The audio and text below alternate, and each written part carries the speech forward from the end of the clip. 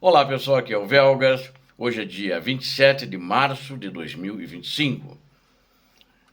Hoje vamos ver que os russos que tentaram entrar em Toretsk são aniquilados. A Rússia intensifica ataques em Pokrovsk.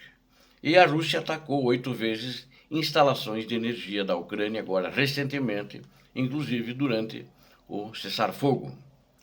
Quero convidá-los, inscrevam-se no canal, deem um like, compartilhem com suas redes sociais e façam os seus comentários. É importante você ver e se inscrever no canal, porque o que você vê aqui é a verdade. Eu conto com você, inscrito no canal. Muito obrigado.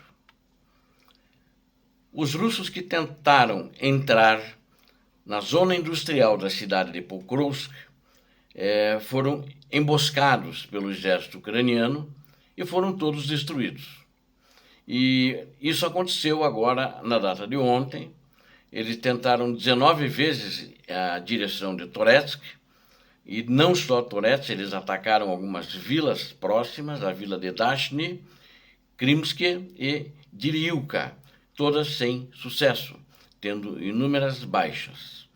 E os guerreiros combatentes da 28ª, 93ª e 53ª, ou seja, a 28, a 93 e a 53 brigadas das Forças Armadas Ucranianas, que estão defendendo Toretsk, aquela região, elas impediram que os russos entrassem na zona industrial da cidade de Toretsk. Ou seja, a Ucrânia está ali com 3 brigadas, então ela está muito bem posicionada, está de uma maneira forte e consistente, né?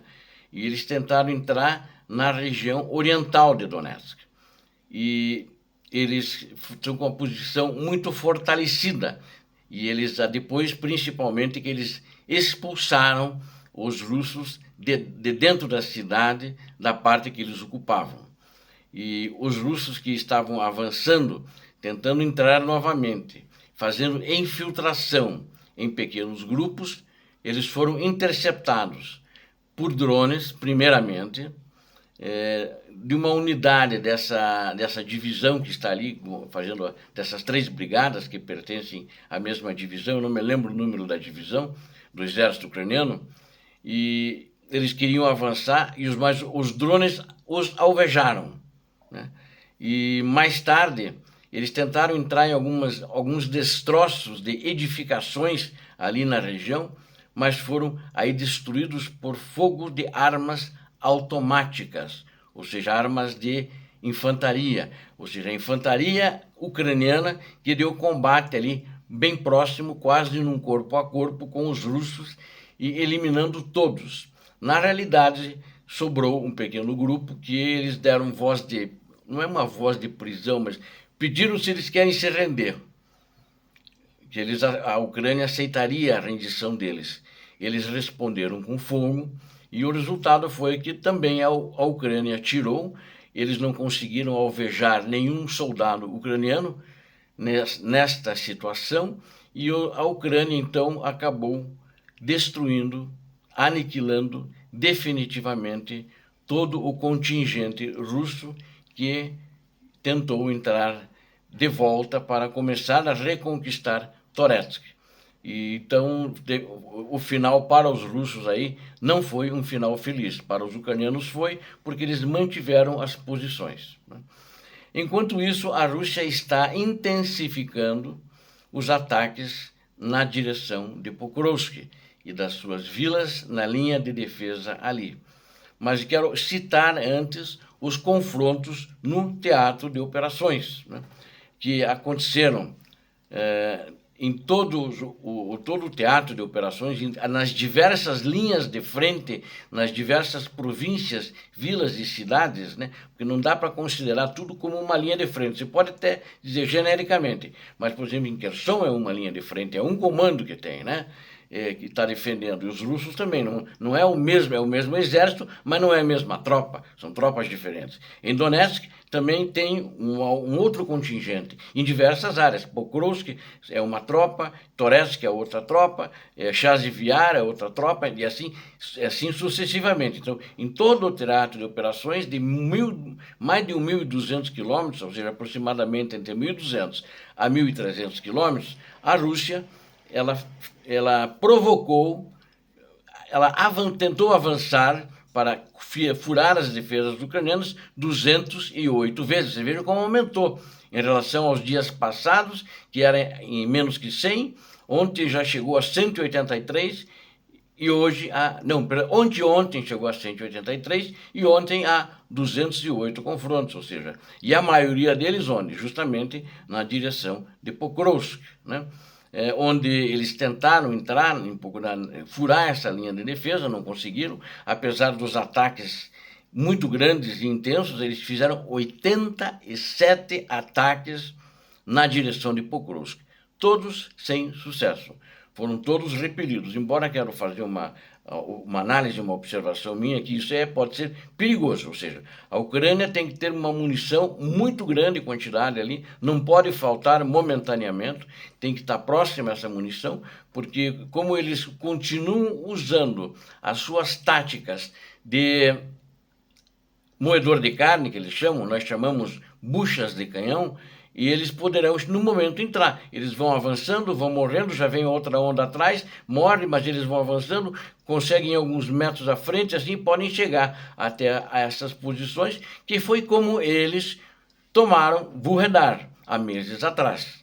No meu vídeo anterior, quem assistiu, eu falei sobre Vuhledar, sobre o que está acontecendo ali naquela região. Então isso pode ser perigoso, e aí isso é muito cansativo, desgastante também para o exército ucraniano, e eles ficam fazendo isso o dia inteiro. 87 confrontos são muitos confrontos e muita gente eles têm que ter. E embora que a quantidade de tropas ainda, melhor, tropas não, vamos falar, a quantidade de soldados em cada tropa que vem em cada onda, ela não parece ser tão grande como era anteriormente. Só que o número de ondas é grande. Então eles poderão romper, segundo as informações de soldados ucranianos que estão ali na linha de frente. E também eles fizeram 47 ataques aéreos contra as posições do exército ucraniano, usaram 63 bombas aéreas, a maioria foi interceptada pelos ucranianos, 1.112 ataques de drones kamikazes e fizeram aproximadamente 4.000 a 5.000 tiros de projéteis de artilharia. E agora em Pokrovsk, então, eles fizeram essas 87 investidas sem sucesso. Eu quero destacar aqui a cidade de Lizivka, que eles atacaram bastante, que é nessa região ali, que foi retomada pela Ucrânia, né? E Opsinivka, que já tinha sido retomada há um tempo atrás, Lizivka foi agora retomada esses dias, bem recentemente, Kotlin já aproximadamente um mês que foi retomada, eles estão também tentando retomar essas localidades que fazem parte da linha de defesa da região de Pokrovsk, mas todas elas sem sucesso. A Ucrânia conseguiu manter as suas posições na região. Agora tem um dado importante aqui, algumas informações preliminares, os ucranianos neutralizaram definitivamente 293 militares russos. Então, é um número grande, né? É um número grande para esse combate, porque mesmo eles viam em muitas ondas, né? A maioria foi neutralizada por fogos de artilharia e de drones. E também houve feridos também, aproximadamente 120 desses são soldados feridos. E eles também perderam 10 veículos que não são blindados, caminhões, jipes, picapes, né? 8 motocicletas, 6 pontos de controle de drone, 2 estações portáteis de guerra eletrônica e 5 terminais de satélite e também um morteiro de 120 milímetros e 2 tanques de guerra. Tiveram perdas muito grandes ali na região de Pokrovsk, né? Enquanto isso, a Rússia agora, durante esse período de cessar-fogo, ela atacou 8 vezes as instalações de energia elétrica da Rússia, já a partir do dia 18, embora que dia 18 ainda não era considerado a cessar-fogo. Mas agora, recentemente, ontem era, e foram atacados. Então, deu um bate-boca entre Kiev e o Kremlin, Moscou, né? Esses ataques aí. Então, não está funcionando muito bem, principalmente que a Rússia. Aí há um entendimento diferente. Disseram para os Zelensky, quando foi assinado, eles assinaram separadamente o acordo. Os Estados Unidos assinou com a Ucrânia, ele é o fiador, e assinou com a Rússia, separadamente, em salas separadas. Isso é uma coisa que eu acho que é por causa disso que deu esse problema. Aí eles disseram para a Ucrânia que, ok, começa dia 25. Ele começou no dia 25, o Zelensky deixou de fazer incursões no Mar Negro, como prometido. E a energia elétrica da Ucrânia foi atacada. Mas por que ela foi atacada? Porque eles disseram para o russo também, dia 25. Aí o Putin falou, não, só quando vocês levantarem as sanções. Mas as sanções não foram levantadas e eu acho que não serão levantadas já de imediato. Então, ninguém sabe como é que está funcionando, se vai funcionar, se vão marcar uma reunião para marcar outra reunião, não se sabe. Ou seja, então a situação é uma situação crítica, né? E vocês sabem que também Moscou, a Rússia, ela foi construída em cima de mentiras. Então não é uma surpresa para ninguém na Ucrânia. Isso que está acontecendo. Não se confia na Rússia. Obrigado a vocês que assistiram esse vídeo. Conto com vocês, inscrevam-se no canal, deem um like, compartilhem com suas redes sociais, façam seus comentários. É importante você se inscrever, porque aqui você viu a verdade. Muito obrigado. Peço a Deus que abençoe a todos vocês que assistiram, a todos os inscritos, suas famílias. Peço a Deus que abençoe a Ucrânia. Deus salve a Ucrânia. Deus salve o Brasil. Deus abençoe a todos vocês. Paz e bem. Paz para a humanidade.